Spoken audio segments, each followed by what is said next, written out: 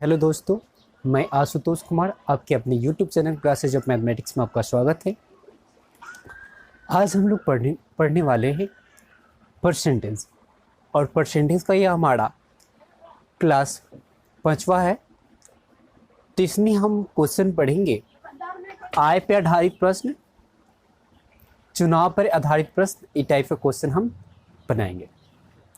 ठीक है दोस्तों, चलते हम अपने पहले क्वेश्चन पे कि चीनी के दाम में 2 रुपये प्रति किलोग्राम की कमी होने पर एक व्यक्ति 16 रुपये में 4 केजी अधिक चीनी खरीदता है। वास्तविक मूल्य ज्ञात करें। तो देखिए,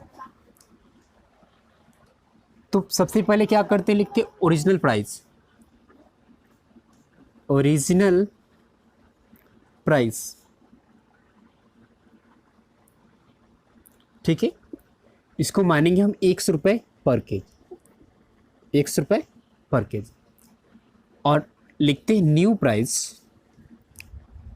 न्यू प्राइस यानी जब क्या हुआ, चीनी के दाम में कमी हुई तो हो जाएगा एक्स कितने की, 2 की, यानी 2 रुपये की। तो एक्स माइनस 2 रुपीज़ पर केजी हो जाएगा। अब देखिए 16 रुपये में 4 केजी अधिक चीनी खरीदता है, यानी हमारा जो खर्च है वो 16 रुपये है। और दोनों स्थिति में हमारा जो 16 रुपये खर्च है वह ना बढ़ेगा ना घटेगा। देखिए 16 रुपये में पहले खरीदेगा एक्स की दर से 16/x केजी, और घट जाने के बाद 16/x माइनस 2 केजी खरीदेगा। लेकिन ये जानते हैं कि जब मूल्य में कमी हो तो हमारी मात्रा बढ़ेगी। और कितना बढ़ रहा है, 4 यूनिट, 4 केजी बढ़ रहा है। ठीक है, अब देखिए इस टाइप का क्वेश्चन जब भी होगा तो हम ऑप्शन की सहायता से हम बनाएंगे। तो देखिए ऑप्शन है पहला हमारा 3 रुपये पर केजी, बी नंबर है 4 रुपये पर केजी, और सी नंबर है 5 रुपये पर केजी, और डी नंबर है हमारा 6 रुपये पर केजी। ठीक है, इस टाइप से क्वेश्चन पूछा जाता है। तो देखिए क्या करेंगे, हमें इसमें x का मान ऐसा रखना है इसमें से जो पूरी तरह 16 को विभाजित कर दे। तो देखिए इसमें 4 रखेंगे तो विभाजित कर देगा, यानी 4 रखेंगे तो हो जाएगा चरचौ का 16, 4, यहाँ पे 4 रखेंगे घटेंगे तो हो जाएगा 2, 2 से काटेंगे तो 16, 8 में से 4 गया 4 यूनिट, यानी हमारे आंसर क्या हो जाएगा, 4 रुपये। अगला क्वेश्चन हमारा है कि अंडे के दाम में 50 पैसे प्रति दर्जन की कमी होने के कारण एक व्यक्ति 66 रुपये में 1 दर्जन अंडे अधिक खरीदता है। तो अंडों का प्रति दर्जन मूल्य ज्ञात करें।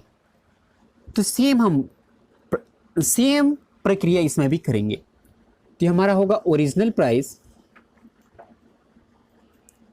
ओरिजिनल प्राइस बराबर क्या करेंगे, 100 रुपये पर केजी। अब देखिए, अब न्यू प्राइस क्या हो जाएगा, न्यू प्राइस हमारा हो जाएगा 50 पैसा कमी हो रहा है तो x माइनस 0.5 रुपीज़ पर केजी। ठीक है, अब देखिए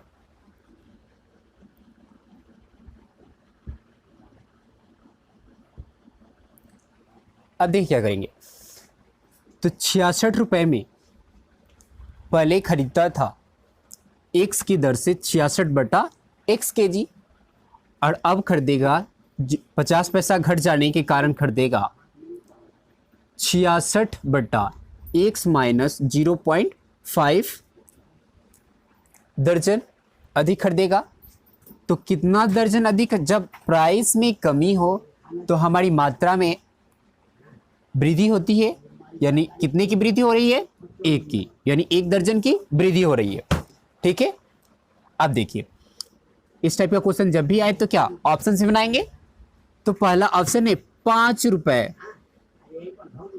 पर डजन बी नंबर 6 रुपये पर डजन और सी नंबर है 7 रुपये पर डजन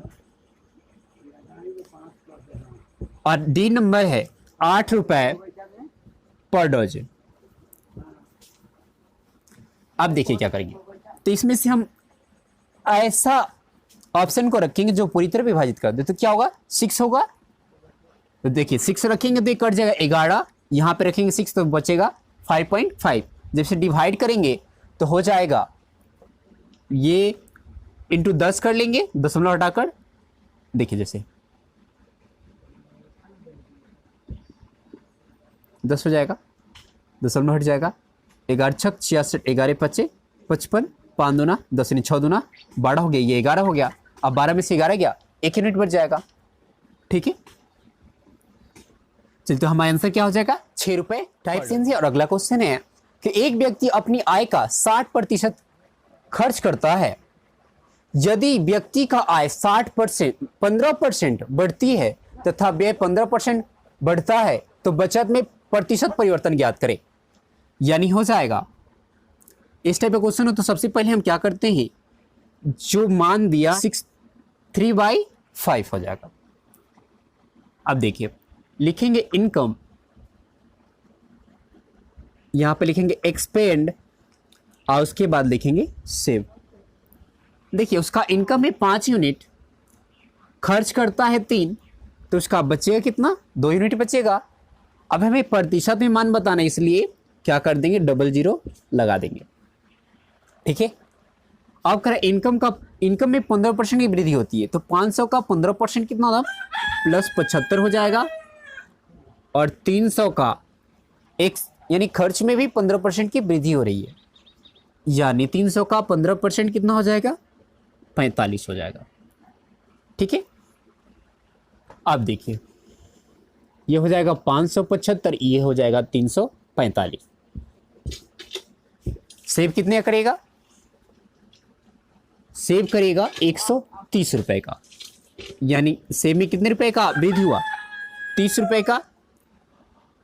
तो लिखेंगे 30 21 पर 200 पर इंटू क्या 100 कर देंगे, 00 से 00 कट गया, 2 से काट देंगे तो क्या हो जाएगा 15, यानी 15% के क्या % की बचत में परिवर्तन हो जाएगा। चलिए अगला क्वेश्चन है कि एक व्यक्ति अपनी आय का 75% खर्च करता है। यदि व्यक्ति की आय 20% बढ़ती है तथा व्यय 10% घटता है तो बचत में प्रतिशत परिवर्तन ज्ञात करें। तो देखिए 75% को हम जब फ्रिक्शन में तोड़ेंगे तो हो जाएगा 3/4, यानी उसका इनकम 4 है तो खर्च करता है 3, तो बचाता कितना 1। ठीक है, अब इसे हमें प्रतिशत में बताना है तो क्या करेंगे 100 से मल्टीप्लाई कर देंगे सब में। ठीक है, अब कह रहा है कि 20% उसकी आय में बढ़ता है, तो 400 का 20% कितना हो जाएगा 80 हो जाएगा। और एक खर्च में 10% बढ़ता है, यानी 300 का 10% क्या हो जाएगा 30 हो जाएगा। ये हो जाएगा 480, ये हो जाएगा 330। अब बराबर सेव कितने करेगा 130 रुपए का, सेव कितने करेगा 130 रुपए का, यानी इसके बीच का अंतर कितने का हो जाएगा +30 का होगा। किस पर 100 पर, तो 100 का कितना % होगा 30, 00 से 00 कट गया, यानी 30% हमारा क्या हो जाएगा आंसर हो जाएगा। अगला क्वेश्चन, एक व्यक्ति 8,550 रुपए आय में से 5700 रुपए व्यय करता है। यदि आय तथा व्यय 19% तथा 13% वृद्धि हो तब बचत में प्रतिशत परिवर्तन ज्ञात करें। यानी उसका आय है 8,550, खर्च करता है 5700। अब देखिए सबसे पहले इसको क्या करते हैं हम अनुपात में बदल लेंगे, तो 10 से 10 कट गया, जब इसे काटेंगे तो ये हो जाएगा 2 अनुपात, ऐसे काटेंगे तो ये जो है 3 अनुपात, यानी उसका आय है 3 और उसका व्यय है 2, तो सेव कितना करेगा 1 का। अब इसमें प्रतिशत में बनाना है तो क्या कर देंगे 100 से मल्टीप्लाई कर देंगे।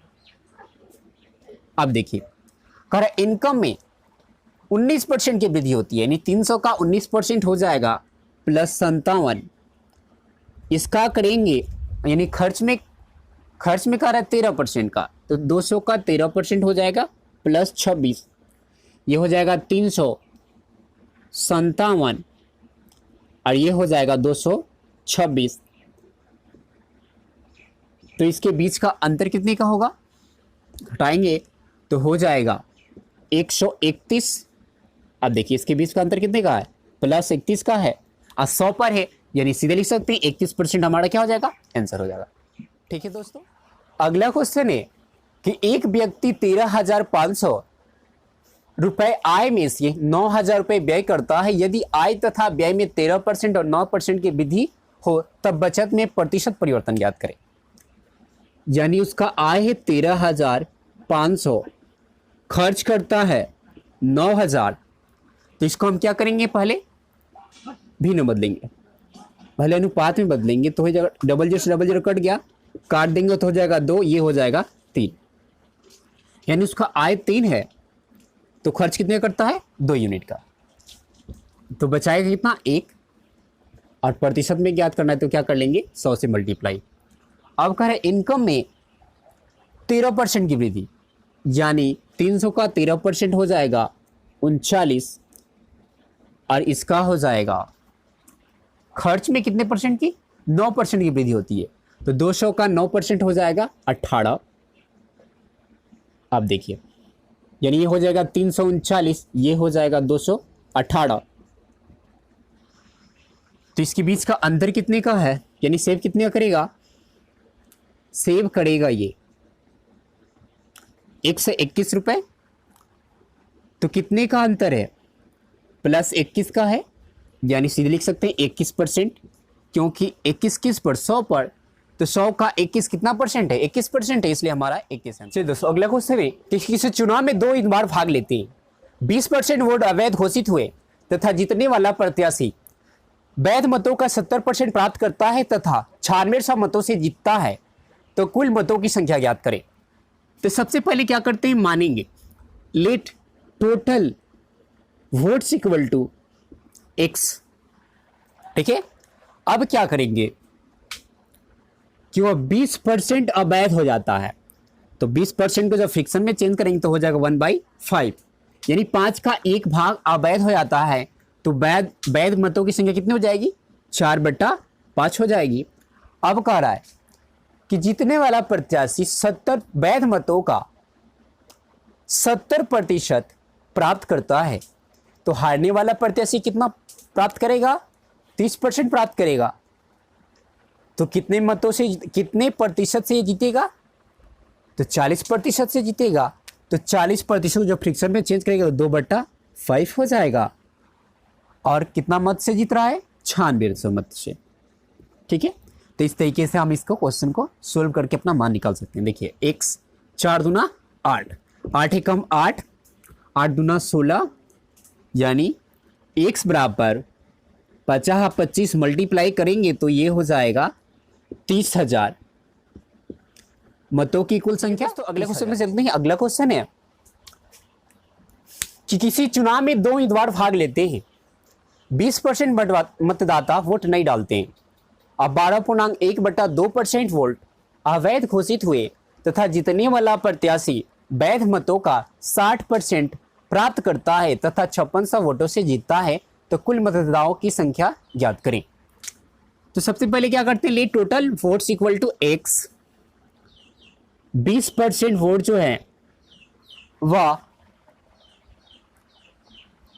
मतदाताओं ने वोट नहीं डाला है, यानी फिक्शन में चेंज करेंगे तो 1/5, यानी 5 यूनिट में से 1 यूनिट वोट नहीं डाले हैं, तो कितने यूनिट वोट डालेंगे, 4/5 यूनिट। ठीक है, अब देखिए, अब कह रहा है कि 12.1/2% अवैध घोषित कर दिया जाता है, तो 12.1/2% को जब हम इसको तोड़ेंगे तो ये हो जाएगा 1/8, तो यानी 8 का 1 भाग जो है वह अवैध हो जाता है, तो वैध मतों की संख्या कितनी हो जाएगी, 7/8। अब कह रहा है कि जीतने वाला प्रत्याशी वैध मतों का 60% प्राप्त करता है, तो हारने वाला कितना प्राप्त करेगा? 40%। और कितने परसेंट मतों से जीतेगा ये? 20%। तो 20% को जब फ्रिक्शन में तोड़ेंगे तो हो जाएगा 1/5 इक्वल टू कितना मत है? मतों की संख्या है 5600। अब देखिए क्या करेंगे। 7 चौक 28, 28 दूना 56।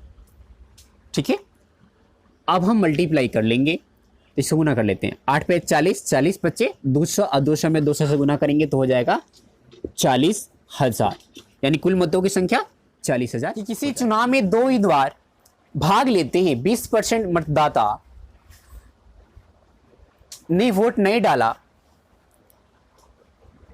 जिसमें से 600 वोट अवैध तथा जीतने वाला प्रत्याशी वैध वोटों मतों का 75% प्राप्त करता है तथा 1500 मतों से जीतता है, तो कुल मतदाताओं की संख्या ज्ञात करें।